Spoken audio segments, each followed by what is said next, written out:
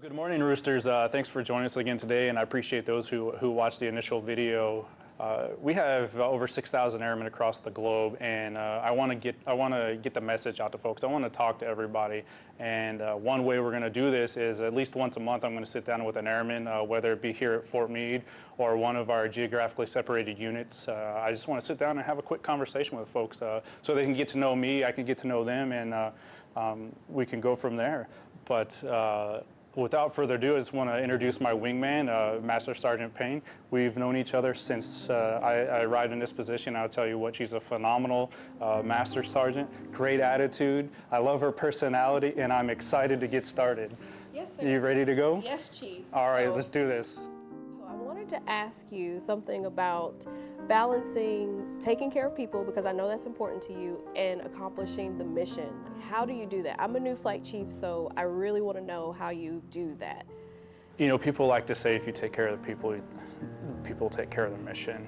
I agree with that to an extent, but as a leader, I offer that you have to be relevant in the mission as well. Yes. Right? We ask our senior NCOs to be tactically relevant, tactically brilliant, right? Because they're still at that frontline leadership level, right? They're going to be down in the trenches with our teammates, so they have to understand the mission. The challenge is the transition, right? From you doing all the work because you're the expert, right? You've got the experience and you know how to make something happen. You know how to execute. And then letting other people do it. I know. You want to jump in there every time. But if you just do that, I know. Right? That's a challenge, at least for me, right? Yes. And I offer that most people go through that transition. Okay. So I know that sometimes I actually love my commander and I love my leadership. I love the shirt that you guys made with your commander's face all over it. And that's so that's how you know that we love him, because we will do something like that for him. But sometimes we get in situations where maybe we don't love our commanders. Maybe we have leadership that maybe they're difficult. So how can we navigate through that situation? That's a good question, right? Because we all have leaders, we all have subordinates, we all have peers that we necessarily don't see eye to eye with. Right. Right? It happens. I would offer be respectful, be honest, have frank conversations, but when you need to have a frank conversation, you do that stuff in private. You have a one-on-one conversation. Absolutely be respectful and remove emotion from the conversation. At the end of the day, what is best for the greater good? For the greater good of the team, the greater good of the mission, the greater good of the airmen, right? Have honest conversations, but understand that there may be a different perspective. Right. Right? There may be 3 or 4 sides to the story or the intent.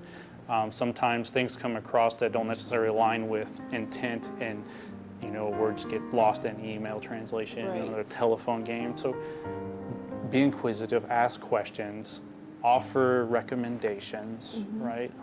But have an honest conversation. Okay. Yes. Does that make sense? It does. And I'm not saying that's the end-all answer to it. Everyone's different, so there's other approaches out there. That's how I look at things. Okay. So I also have a friend that is in a position, went from a very high-paced position, and now they're in a position where it's just where it's just humdrum almost. That's how they feel. So how can they bloom where they're planted? Like, what would you recommend for them in that position? Because I'm having trouble coming up with ways to encourage them. Sometimes when I have these conversations with that similar situation, what I hear from folks is, well, this position is going to hinder promotion.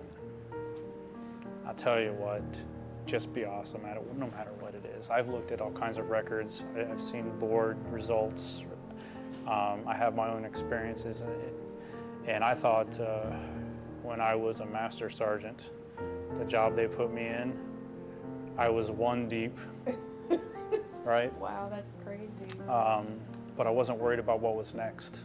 Okay. The commander gave me a task and said, "Roger, sir, I'm on it."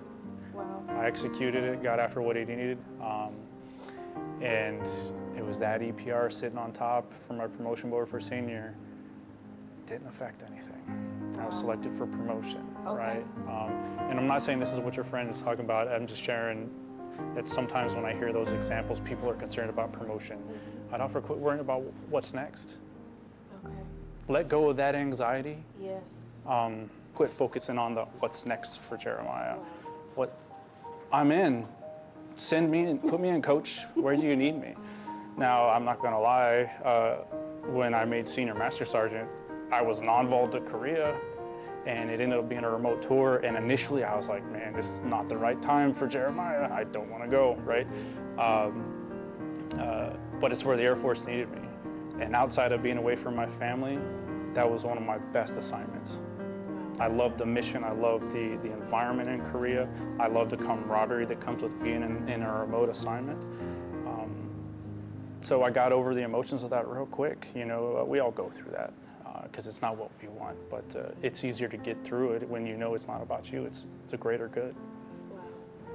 Well, Chief, I just thank you for this opportunity to spend this time with you, to get to know you better, and hopefully the people learn more about their command chief. So I appreciate you.